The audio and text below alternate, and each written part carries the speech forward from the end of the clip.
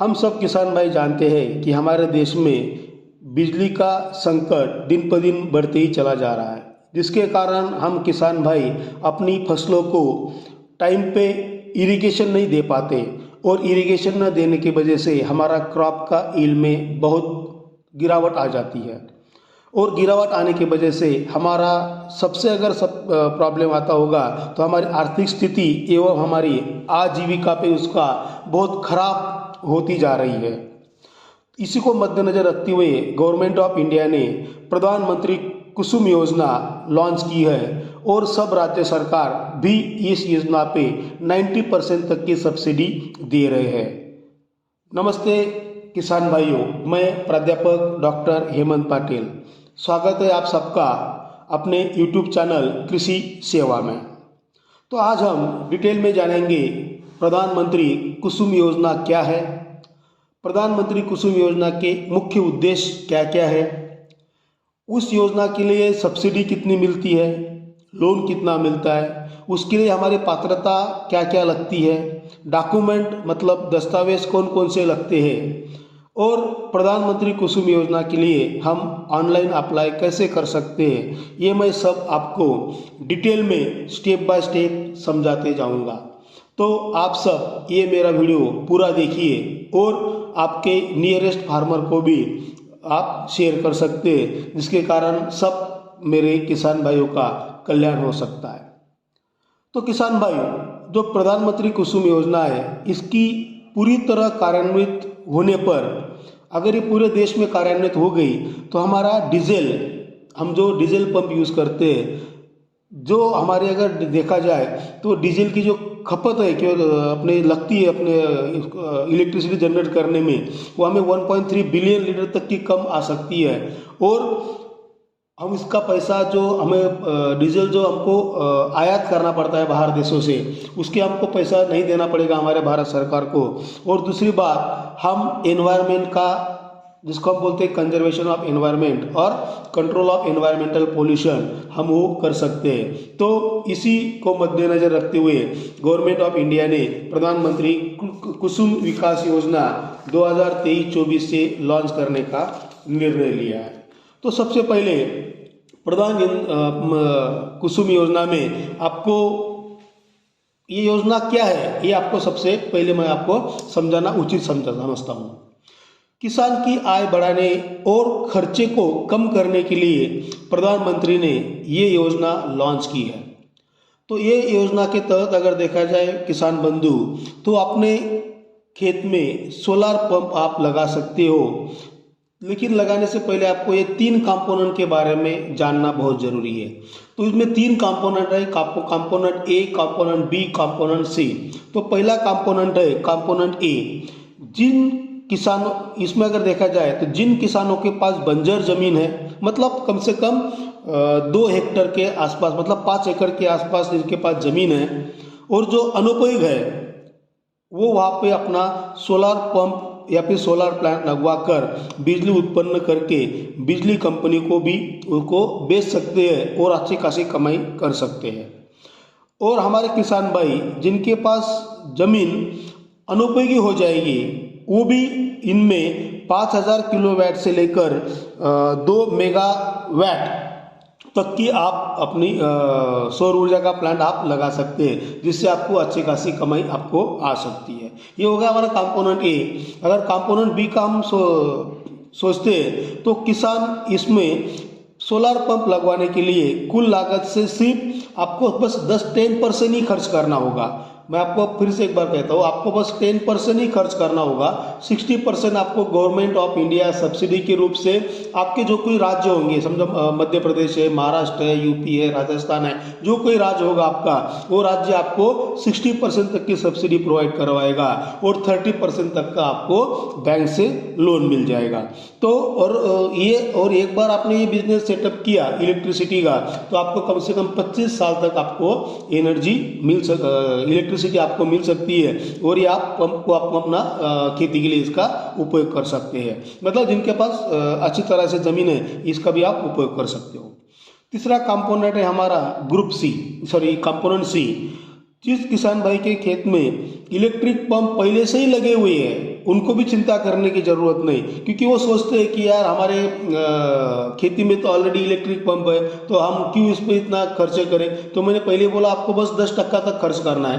तो अगर आपके पास इलेक्ट्रिक पंप भी है तो भी आप इसको सोलराइज कर सकते हो, क्योंकि कई गाँव में ऐसे है जहाँ पे आज तक का 24 घंटा बिजली नहीं आती है, और 24 घंटा बिजली नहीं आने की वजह से हमें नाइट में इरिगेशन फसल को इरिगेशन करने के लिए जाना पड़ता है। उसकी वजह से हमें बहुत सारे प्रॉब्लम आते हैं, मतलब कभी हमको सांप डस लेता है, कभी जो कुछ नेचुरल एनिमीज है उनका हमें मतलब बाघ हो, बिबटिया हो या फिर शेर हो, इनसे हमें कुछ नुकसान भी हो सकता है। इसको बचने के लिए आपको अगर 24 घंटे अगर कोई इलेक्ट्रिसिटी प्रोवाइड करता है तो है अपना सोलर एनर्जी, तो उसको हम सोलराइज भी कर सकते हैं। तो ये तीनों कंपोनेंट में से आप जिस कंपोनेंट में अच्छे तरह से बैठते हैं वो कंपोनेंट से आप आपका सोलर एनर्जी का प्लांट आप रन कर सकते हैं।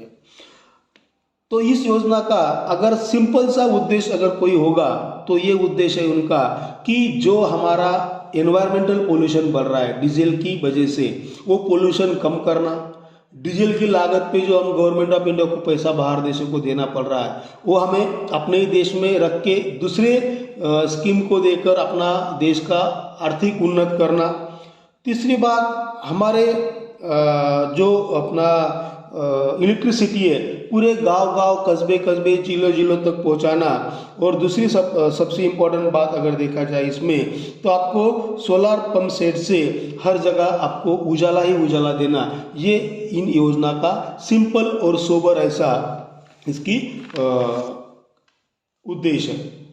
तो हम किसान भाइयों को ये क्वेश्चन आता है कि हम कौन कौन इसमें लाभ ले सकता है। तो सबसे बड़ी बात, जो कोई किसान हमारा भारत का नागरिक हो और जिनके पास कम से कम 4 या 5 एकड़ ज़मीन हो, ये सब भाई ये आप इसकी प्रॉफिट ले सकते हैं इन प्रधानमंत्री कृषि विकास योजना का। तो अगर देखा जाए तो इनमें मैं आपको एश्योरेंस देना चाहता हूँ कि ये योजना सबसे अच्छी है। ये किसके लिए? क्योंकि ये सब भारत देश के किसानों के लिए है और इसमें आपको सोलर पंप भी प्रोवाइड किया जाता है।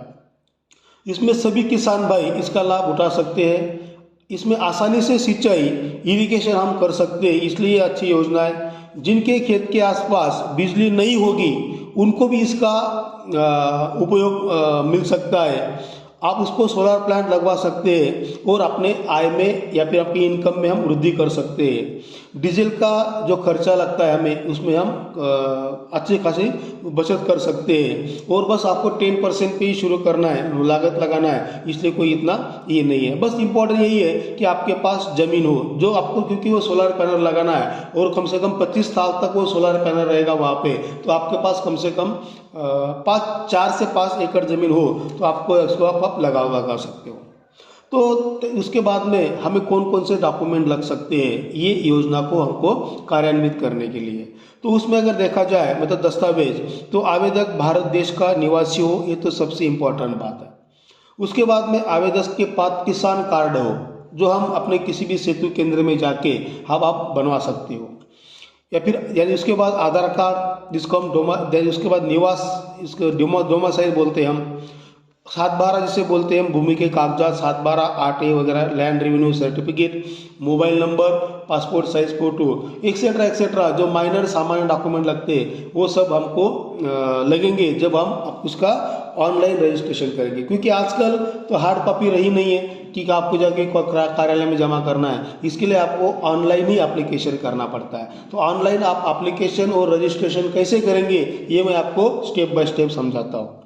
इसका सबसे पहला स्टेप है कि आप सर्वप्रथम सबसे पहले आपको क्या करना है, उनकी जो ऑफिशियल वेबसाइट है जिसको हम बोलते हैं kusum.mahaurja.com, मतलब kusum.mahaurja.com, या फिर mnre.gov.in, या फिर गूगल सर्च इंजन पे आपने अगर सिंपल सा कुसुम योजना डाल दिया तो आपको उसका होम पेज ओपन हो जाएगा। और एक बार उसका होम पेज ओपन होने के बाद में जैसे ही वो खुल जाएगा, उसके बाद में आपको सबसे पहले ऑप्शन बी पे आपको क्लिक करना है। और जैसे आपने ऑप्शन बी को क्लिक कर दिया, करने के बाद आपके सामने पेज खुलेगा, मतलब ब्लैंक पेज खुलेगा और इस पेज में आपको आपका मोबाइल नंबर दर्ज करवाना है। फिर आपके मोबाइल नंबर पे एक OTP आएगा और OTP पर आप उसको सत्यापन करेंगे, मतलब आप OTP वहाँ पे डालेंगे तो उनका, जिसको हम बोलते हैं रजिस्ट्रेशन, आपका जैसे आप OTP डालेंगे तो आपका रजिस्ट्रेशन हो जाएगा।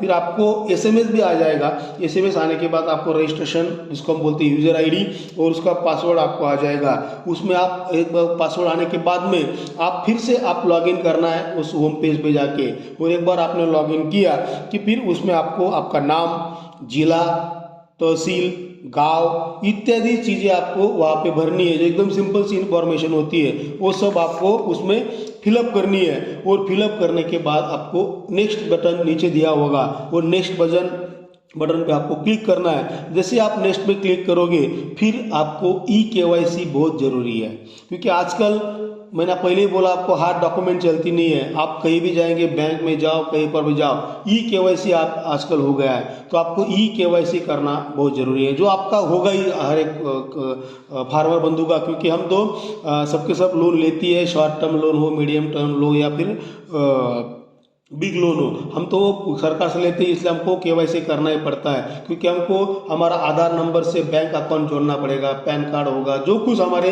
सबको लिंकिंग, आजकल तो रेशन कार्ड भी लिंकिंग करना पड़ रहा है, तो सब हमको लिंकिंग कर दिया, उसको बोलते हैं हम eKYC।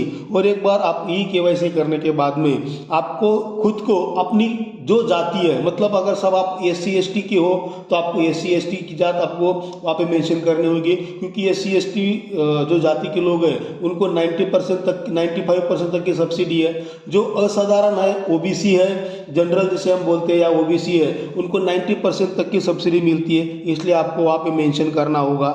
या फिर उसके बाद में अगर आपकी ज़मीन खराब हो, अगर मतलब खराब जिसको हम बोलते हैं खसरा, मतलब जिसका आपकी ज़मीन की अगर हानि हुई हो, आपकी ज़मीन की अगर क्षति हुई होगी, तो आपको वो मेंशन करना है, और आपको वो आपके ऑनलाइन आधार कार्ड से भी जोड़ना है। क्योंकि जितना आपका आधार कार्ड से जुड़ा होगा वो आपको ज़्यादा से ज़्यादा उसका प्रॉफिट मिल जाएगा। फिर आपको आधार की eKYC करनी है, जो सेकंड स्टेप में सबसे इम्पोर्टेंट आता है। फिर बायोमेट्रिक करना पड़ता है। ये बिल्कुल सिंपल प्रोसीजर है। मतलब जैसे हम आधार की eKYC करने के लिए जाते हैं तो हम अपना जो अंगूठा है उसका उस पर डालते हैं, क्योंकि हमारे आईज है वो भी हमको उसको बायोमेट्रिक करना पड़ता है। और बायोमेट्रिक करने के बाद आपको जो भी कुछ इन्फॉर्मेशन डालनी है, मैं आपको एक बार फिर दोहरा दूँ मेरे किसान भाई, कि आपको सच इन्फॉर्मेशन डालनी है। अगर आपने कोई झूठ इन्फॉर्मेशन डाल दी या गलत इन्फॉर्मेशन डाल दी, और अगर सरकार को उसके बारे में पता चला, क्योंकि ये सब कुछ ऑनलाइन हो चुका है आजकल सब, अगर कुछ गलत पता चला तो आपका अर्ज, आपका आवेदन जो है वो खारिज हो जाएगा, वो रद्द बातल हो जाएगा। इसलिए आपको जो इन्फॉर्मेशन है वो सच ही सच लिखनी है। उसके बाद में आपको बैंक के अकाउंट की जानकारी देनी है, क्योंकि सब्सिडी कहाँ डालेंगे, आपके अकाउंट में ही डालेंगे, इसलिए आपको अकाउंट की जानकारी देनी है। उसके बाद में समग्र जानकारी, जिसको हम बोलते हैं हमारे परिवार की जानकारी, मतलब बीबी, बच्चे, हमारे पे डिपेंडेंट कौन कौन है, एक्सेट्रा एक्सेट्रा, जो कुछ जानकारी लगेगी वो सिंपल सी होती है, वो भी हमें वहाँ पे दर्ज करनी है। उसके बाद में खसरा मैपिंग, तो हमारी क्षति कौन कौन क्षेत्र में हुई है, हमारी SC ST open OBC etcetera, उनकी जानकारी हमको वहाँ पे देनी है। उसके बाद में हमें सोलार पंप कितने HP का चाहिए, 5, 7.5, 10, 15 एक्सेट्रा, वो हमें वहाँ पे पूरा भर देना है। उसके बाद में लास्ट में अगर देखा जाए तो आपको वहाँ पे एक जानकारी आएगी आपको, जिसको हम बोलते हैं एक्नॉलेजमेंट जैसा। तो उसमें आपको सब लिखा होगा कि हमने जो इन्फॉर्मेशन हमारे जो अर्ज में, आवेदन में भरी है वो सब सही है। उसमें अगर कुछ गलत साबित हुआ तो मेरा अर्ज या फिर मेरे पे कार्रवाई हो। तो ऐसा आता है, जब तक कि आप उसको यस नहीं करोगे आप आगे नहीं जाएंगे। और आपने एक बार का यस किया तो आप इस डॉक्यूमेंट का आप प्रिंट भी ले सकते हैं, क्योंकि वो भविष्य में लग सकता है जहां आप दिखाना चाहते हो, मतलब कोई डिपार्टमेंट हो उनको अगर दिखाना चाहते हो तो आपको वो प्रिंट लेना जरूरी है। उसके बाद में जब आपका नंबर लग जाएगा तब आपको अपने मोबाइल पे SMS आएगा, और जैसे ही आपको SMS आएगा तुरंत आपको वो डिपार्टमेंट में जाके आपके सोलार पंप आपके खेती में लगाना है। तो किसान भाई, मैं आपको एक बार फिर से एक रिक्वेस्ट करता हूँ कि आजकल अगर देखा जाए तो सबसे बड़ी प्रॉब्लम अगर कोई है अपने खेती में तो वो है बिजली की समस्या। तो बिजली की समस्या को ओवरकम करने के लिए हमें प्रधानमंत्री कुसुम योजना का सबको फ़ायदा लेना है, सबको उसका यूटिलाइज करना है। और हमारे साथ साथ हम तो विकास करेंगे ही करेंगे, लेकिन हमारे साथ साथ हमारे भारत देश का भी विकास करना है। तो आप सब ये योजना का यूटिलाइज करेंगे। मैंने जो आपको इन्फॉर्मेशन अपने वीडियो में दी वो आपको अगर आपको अच्छी लगी होंगी या फिर इन्फॉर्मेटिव लगी होंगी तो आप कृपा करके लाइक कीजिए, शेयर कीजिए। और अगर आपने अभी तक का अपना चैनल सब्सक्राइब नहीं किया होगा तो प्लीज़ सब्सक्राइब भी कीजिए, क्योंकि अगर आपने एक बार सब्सक्राइब किया तो आपको यूट्यूब का नोटिफिकेशन होता है, क्योंकि मैं हर 1-2 दिन में यूट्यूब पे वीडियो अपलोड करता हूँ लेटेस्ट जानकारी के साथ। तो आपको डायरेक्ट आपके इन्फॉर्मेशन आती रहेंगी आपके यूट्यूब चैनल पे। इसलिए आप और दूसरी बात, मेरे इस यूट्यूब चैनल पे बहुत सारे वीडियो एग्रीकल्चर रिलेटेड है, ओनली एग्रीकल्चर रिलेटेड है, तो आप उसको सब्सक्राइब कर लीजिए। और अपने साथ साथ अपने जो किसान भाई होंगे या फिर अपने कोई दोस्त लोग होंगे उनको भी ये इन्फॉर्मेशन शेयर कीजिए। सो किसान भाई, थैंक यू वेरी मच। जय जवान, जय किसान, जय विज्ञान।